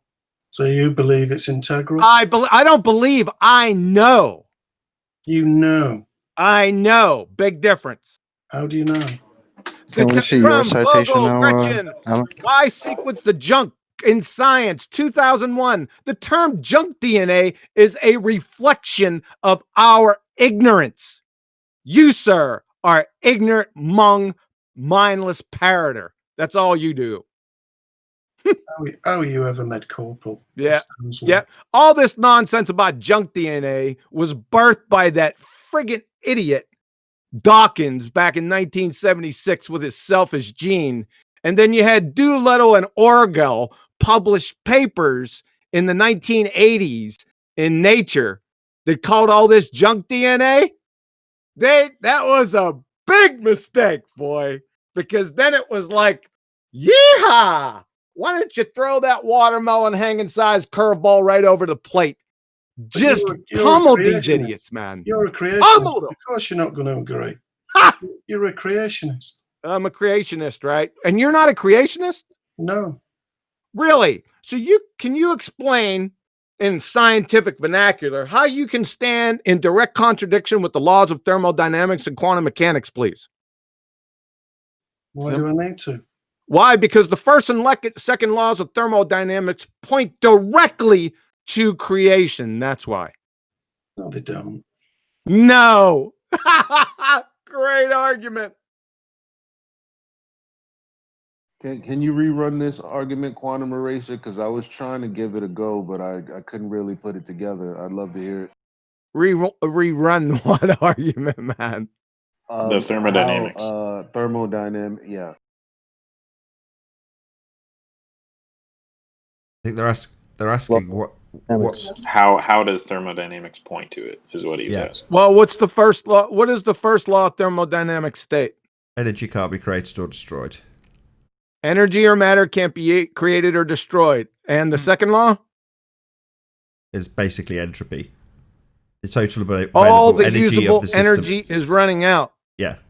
Well, if all the usable energy is running out, and the first law states that matter or energy can't be created or destroyed, then there must have been a beginning.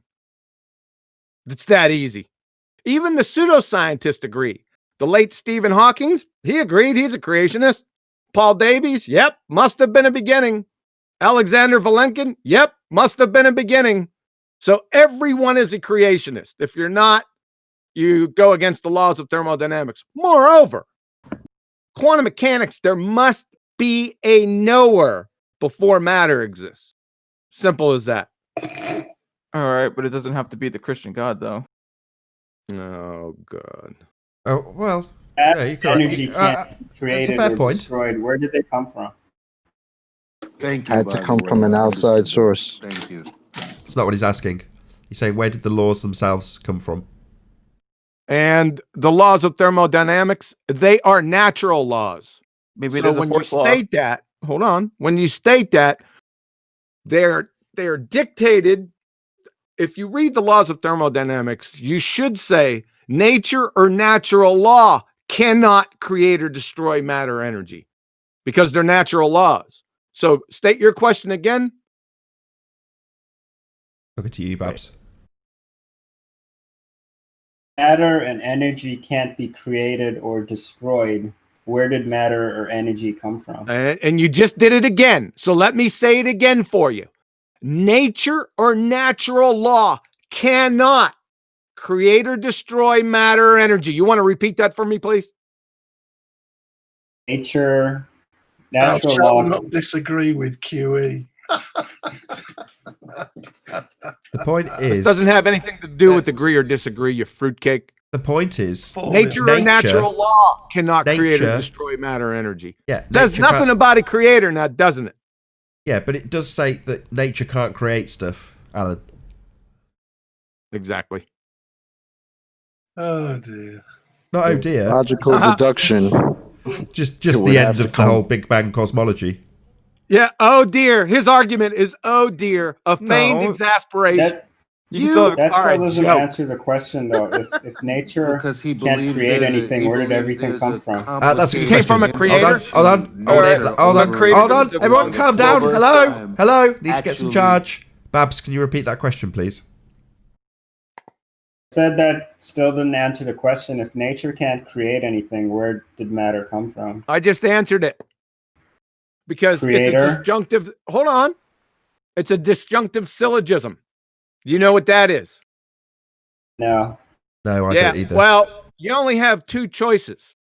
Either nature, because there definitely was creation. There's no doubt about that. We just went over that. So you only have two ontological primitives. Either nature did it or intelligent design. All right. Right? So we already ruled out nature. Guess what's left? Intelligent design. Thank you very much. Have a nice day. I'll be in the area all week. All right. So what's the argument? How does that bunk anything? So nature can't create stuff. It's a violation of the first law of thermodynamics. The ontological primitives leave you with only two choices. Either nature created it, or a creator created it. Well, we've already discounted the nature part because it's a violation of a natural law. Yeah. And there is stuff. In other words, All right. So So stuff exists. in other words, the Big Bang is quote unquote nature created. No, Big Bang is not a scientific Cannot theory. be It doesn't possible exist. It's based just on made up. natural law. Yeah. Big Bang. We already went over Big. How many times do I got to pummel Big Bang? Right. Well, What's a creator made of? Is a creator made of matter and energy? I have no idea. and why couldn't the creator make the Big Bang? Like I don't. know. Like, Why No, couldn't the who creator cares? make the Big Bang? The Who creator cares? could do mostly anything, but he said he didn't. Number one. Number two, the Big Bang isn't a scientific theory, right? There's no science there. Even the scientists say there was something before the Big Bang. So, But hold on. So Hold on. question though. Okay. Yeah. So Sure. wait. So why are we bringing this up? Because this doesn't debunk anything. Why It doesn't are debunk we space. bringing what up? Like if there's a creator or Don't let not. them You know what I'm drag saying? It you doesn't into a debunk space or specific anything. creator argument. It doesn't Why really are we change bringing anything. what up? You It's brought it up. He's saying, why Well, are we not bringing me, up the but- creator? What's it got to do with the subject? It's one of the most crucial details in this subject, in my humble opinion. Indeed. Their entire You could have- cosmology is based on a violation of natural law. The entire sky is based on a violation of natural law also. Now, you could call it a tangent. If you discount one of the ontological primitives by way of natural law, you're left either just ignoring the fact that it's clearly been created, the existence that we have. Just don't mention it, I suppose. We could do that. Just point out that it can't be created by nature. And then stop there. But why? Isn't that a fairly big revelation when you find out, no, it couldn't possibly have just been born out of nothing, as described in the heliocentric model with the Big Bang quasi-theory? Well, no. We're created. All right. I'm wondering, did this guy Earth even can still be understand round. the arguments that were just made? Maybe that's why he's asking how it debunks anything. Maybe he doesn't get it. Well, No, I'm saying, they get it. They get it, maybe there's a Chuck. creator, but the Earth can still be round. Like, if there's a creator, that doesn't, you know what I'm saying? what? The Earth can still be round if it was a creator. Yeah, it is round. and flat. Well, I mean, it could be like a sphere if there's a crater. Like It could be. Yeah, it definitely could be. Yeah. Do you have any evidence it's that not. it's spherical? I'm not throwing out evidence, but you get what I'm getting at, though. No, we're Yeah. asking now, based on your assertion that it could still be round even if it's created, what evidence you'd have to support such a crazy notion? Well, what about? Well, then what evidence? Okay, so hold on. So it could be an octagon. I'm just giving you. What do you call it? I'm just giving you. I don't know. It's just okay. If there's a crater, if there's a crater, then the Earth can be pretty much anything. It doesn't have to be flat, or it doesn't have sphere. I'm just saying that your whole thing where there's a crater means something, like it proves something. It doesn't really prove anything. Yeah, it proves that there's a creator. That's it. It doesn't really do anything. Yeah, it proves there's a creator. That was the argument. Now, if you want to go to the second argument about the shape of our reality, then that's another claim. Yeah, fair That's a enough. whole new ball of wax But for you, it brother. also disproves heliocentrism. That's also an Correct. important thing. Because Yeah, debunks their origin story. Exactly. Proves what? You cannot have an effect greater than the cause. If you are being, then the creator must have being. I mean, if you believe in the heliocentric model and you're Christian, then you're saying God's a liar. In fact, you're correct. You may not say it, but that's the implication. Yeah, I was in that boat. They just don't know. Wait, hold on. What now? Say it again. Go ahead, Flatsoid. If you're a Christian and you believe in the heliocentric model, you're saying God is a liar. Correct. Oh, okay, yeah, fair enough. Huey, so something I got from what you said is so if so quantum mechanics that you were talking about, there has to be an observer in order for there to be matter. No. And No. Not an observer? No, a knower. A knower? Okay, so something to intercept and process the data. To create it. To create it. Okay, so is what you're saying we can only view the creation? Was that a question? Yeah, it's kind of an inquiry, so we can never know the creator. We can only know what is created. So we can't really know what created everything. We can only know that it's here and What? No. There must be a creator. Period.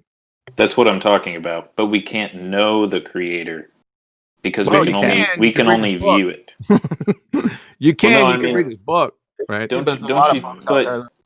But that's claimed to be of the creator. What's claimed? The Bible. Okay. Yeah, it is claimed. I'm not saying it's not. Right, I got you. Right, but I am saying people claim that it was that. So the evidence, I'm not saying it's not true. I'm just saying I don't think we can know for sure of or what the creator is, if that's even possible, because we can only view nature, right? Well, we can only know that there is a creator. We don't care what he's wearing. Right. That's what I'm getting at. Is if we can only exist and we can only think of things in terms of nature and natural law, then we can never know the creator. Why not? Well, because it's outside of natural law and nature. Yeah, so is information. Can you understand information? Yes. Well, there you go. You can understand information. That's supernatural by definition, right? Information is. Since you're the knower, you're gonna. Hold on. Someone's rumbling in the background. This is a fascinating conversation. I want this guy's journey documented. So, repeat the question again about the supernatural nature of information, please, Quantum Eraser. Then, if everyone else can just let him respond. This pause is great. I want to hear the cogs turning. It's good. Yeah, well, he said that all we can know is nature and natural law. Well, that's incorrect, because we can know just one aspect of the supernatural is information. So his first statement is false. So you're saying there's no information in nature? No, I'm saying that information is supernatural by definition. And there's other things you can derive about the creator without him. Maybe there's a more complete explanation that you have of this that you've done in one of your episodes or something, because I'd love to look at something that you've talked about it, because I feel like this would take so long. Well, no, not really. It's just for me to understand. Like well, I would ask. No, that's okay. Okay, that's okay. Hold on 1 second. information? Just one sec. So you've foibled at the point where we've said, okay, or QE has said, information is supernatural. Not part of the physical and natural world, and that's the point they've gone. Have you got something else to take me to? But that was the point that everyone rumpused. So you were saying, what do you mean information supernatural? That was the point that I got to before this repetition. Right. I want to be respectful of QE and not literally ask him a ton of questions, like what is information? I would rather go and research that. That's an excellent question. I just go. But that's a great question. It's a good question. I know it's a good ask question. him. I just don't want to He's belabor the entire show. Bro, If y'all don't just mind, ask him. He's here. He's going to totally respond to fine you. having Just ask him. Yeah, I know. We got 4 more hours. Nathan's not sick. He's going to get cured in 4 hours. Listen. I'm fine having the conversation. If I'm not we can scared. have a whole show of Brenda, we can have a little show of Brenda. Exactly. Listen, man. I'm not scared. All right. I just didn't want to do something that I could go look up in just a few minutes. But I'll ask my question then. What's information? The communication or reception of knowledge or intelligence. So would I say information is data? No. No. I said the communication or reception of knowledge or intelligence, not data. What's knowledge? Knowing. The keyword is. Sorry, can I say? I think the keyword is communication. Hold on, Flatsoid. Hold on. What's knowing? Knowledge. Isn't that what is it? No, it's not a tautology. I mean, like a circular thinking. It's not knowledge circular. Is knowing is knowledge. You know knowledge. So right? knowledge is knowing. Knowing is knowledge. Can I interrupt so you? So they're the same thing. Can I give you the example, because it's something that gets discussed so often in the double slit experiment? Wait. What's the metric for knowing? Because knowing is I'm going to give you an example. Isn't it? I'm going to give you an example. Okay. That's scientifically valid. So, are you familiar with the double slit experiment? I'm familiar. I don't completely understand it. I think a lot of people have different interpretations. I think I know what QE's interpretation. There is no interpretation. It's black or white. It's a 1 or a 0. There is no interpretation. This is not religion. Okay. Well, then I know what your explanation of it was. It's not my explanation. It's either a 1 or a 0. It's either black or white. There is no interpretation. It is what it is. It's a valid. Okay, well, I haven't looked into it enough, so well, that's okay. That's fine. That's fine. Let me try anyway. So, at a very simplistic level, you've got an interference pattern, a diffraction pattern that's being observed on a wall. Now, that's your 5 or 7 or however many bars. So you're firing light through the double slit, and it's just presenting this interference pattern. Now, upon the acquisition of the knowledge of which path the light travelled through, you no longer see the probability distribution. It actualizes into the 2 bars, either one slit or the other. And you know which one because you've seen which one it went through, and therefore know where it's going to hit. So the knowledge is the knowing of which path that light travelled through. And at that particular time, when you acquired the knowledge, it went from being a probability, also and incorrectly named as a wave, but actually a wave function, into an actualization. And that change happened upon the acquisition of knowledge. In this instance, knowledge of which slit the light went through. Okay.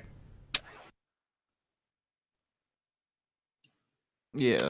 That sort of makes sense. I'll have to research it a little more. So basically, knowledge is what we Knowing.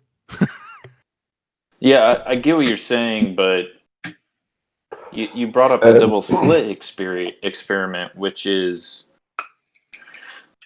so it's what you it's what you experience. It's the measurement of the communication between light in your eyes. No, it's the knowledge. So it's the... If prior to having a slit detector, you don't know which slit the light went through. And then when you put a slit detector, you know which slit the light went through. Right, I get it. So it's the information. Well, it's the independent variable. That's Hold on. communicated. No, not communicated. It's the information no. that's communicated through the device? Well, your acquisition of the information is the presumed cause in the experiment. Knowledge of the which path causes the wave function to collapse. So it is the validated cause in this experiment. Knowledge of the which path. But he was correct when he said information, though. He was. I'm sorry, I interrupted incorrectly just because I didn't get to the end of my point. No, it's fine. Yeah. He said information, and that's correct. Information was existing. As long as it's existing and it's retrievable, that wave function will collapse. But you can't have information without a knower. It's a never-ending feedback loop. It's incestuous. Okay. I'm starting to scratch the surface on that. He thinks it proves God. Now, back to the important point. Remember you said we were talking about the supernatural, right? Well, to be natural, something has to have chemical formula or structure, charge, mass, momentum, or spin, or millielectrons, volts, K, Keller, kilojoules, right? Okay. Look out, there's a tiger behind you. Can you give me the chemical formula or structure of that information?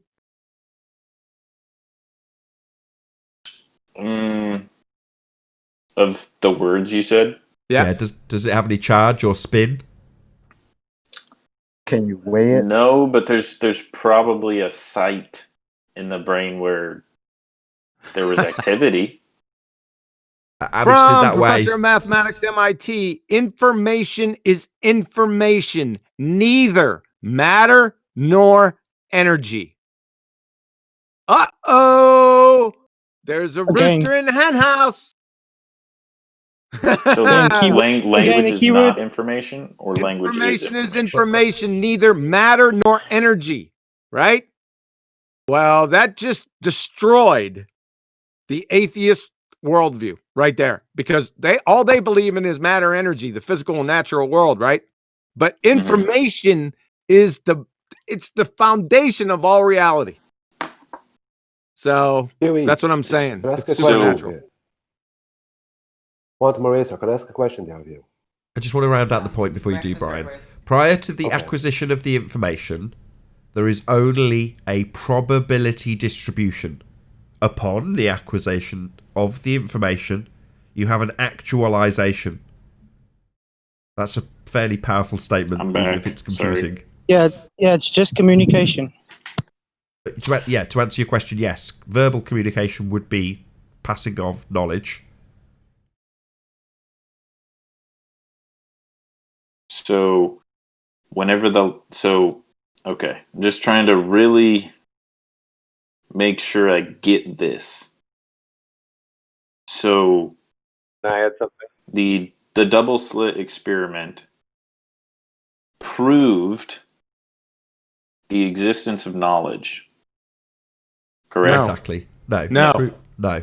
Proved that knowledge of the which path, the presumed cause in that experiment, would collapse the wave function, the phenomena. And it did. Okay. Go ahead, so Brian. there's a communication there? Yeah. Between the light and the person? You can call it communication if you like. There's the acquisition of the information itself. So the knowledge, knowing which path the light went through, is acquired by putting a slit detector, presumably, and logging which slit it went through. At which point you know, because you've got a slit detector detecting it. The photons aren't talking to you. Yeah, they're not communicating that to you. You're just watching the slits and then saying, "Oh, it went through this one," or "It went through that one." You don't even need two slit detectors because of the nature of the way the apparatus is set up. If you have only a single slit detector and you fire a single light particle and it doesn't go through your slit detector, then you ultimately know it went through the other one. So you only need one slit detector, as weird as that may sound. You don't need to have one on each slit. You just need to know which path the light took. And upon knowing that, you get your actualization of the pattern on the wall. It stops being a probability of where the light might go and turns into this is where the light's going to go because it's been through that slit. So you get 2 bars. Doesn't have to be light. Okay. Wait. It doesn't have to be light, by the way. It could be So it's just the knowing of which one it's going through. Now it's the information. Yeah, it's the knowledge of the information of knowing which one. Yeah. No. Hold on a second. This is hard, man. This is hard to get. No, it's really not. It's the information, because I keep on saying knowing the path information. The path information does not have to be known in the double slit. It doesn't have to be known. The information just has to be retrievable by a knower. It can exist. It has to exist somewhere. That is, if I put a slit detector on a slit and that information is being read by the detector and it's going to a computer that's annotating that information, that slit path information, I don't have to go look at that computer. I don't have to go look at that information. As long as it's existing somewhere that's retrievable by a knower, that wave function is going to collapse. Can I give you Can I give you an analogy? That is knowledge. Information that can be retrieved by a knower. And that's not knowledge yet, but it has the potential to be retrieved. That's all you need. Can I give you a simplistic example? So, by analogy, you've got a tunnel with a 2-lane motorway going into it. And about a third of the way down the tunnel, the tunnel itself splits into 2 tunnels. And you're going to have these autonomous, i.e. not driven cars being sent down into this tunnel that splits into 2. Now, obviously, if you're above the tunnel, you can't tell which of the 2 tunnels the car chooses to go through. Now, in this analogy, that means that at the other end of the tunnel, it doesn't just come out of one hole or the other. It goes into multiple random locations, seemingly. There's like a probability of which one it'll come out of. You don't know which hole the car's going to come out of because you haven't seen which tunnel it went into. But if you then put a camera just before the tunnel splits into 2 and you see which tunnel the car goes into, you know which tunnel it's going to come out of. In other words, it's no longer a matter of probability. You know, you've got the knowledge, you've looked which tunnel the car went into. Therefore, when it comes out the other end, it's going to come out of that tunnel and go along that road. As opposed to, in my analogy, it's not great because cars don't do this, but it going into 7 multiple locations. In other words, just a probability of where it might be, as opposed to it just coming out of one tunnel because you've seen which one it went into.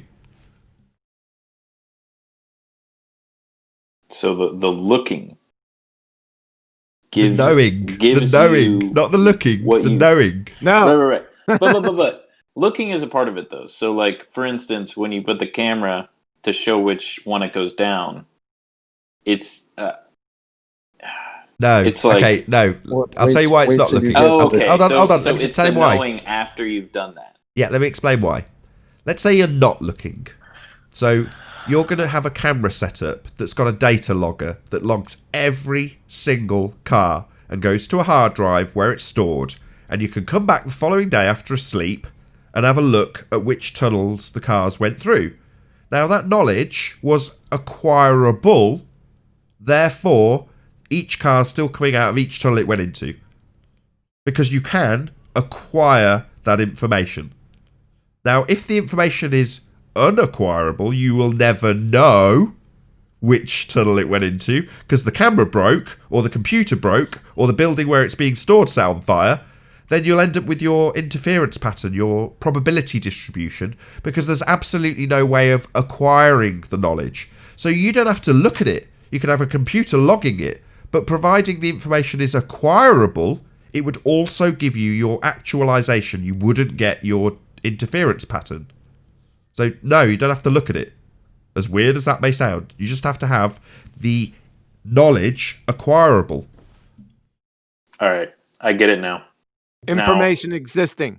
So how is information supernatural?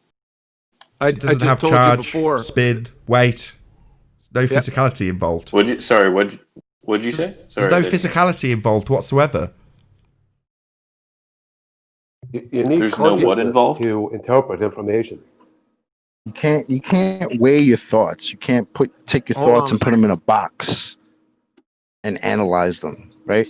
But they exist, right? You know they do. Well, not a box that we have yet. I don't know that though. Well, I mean, do you think you can? Do you think you can analyze your thoughts to a point where you can weigh them? I mean, it or doesn't analyze really their matter what I structure? think. No, we already went over this, right? Didn't we already go over this? For something to be physical and natural, it has to have one of these or multitudes.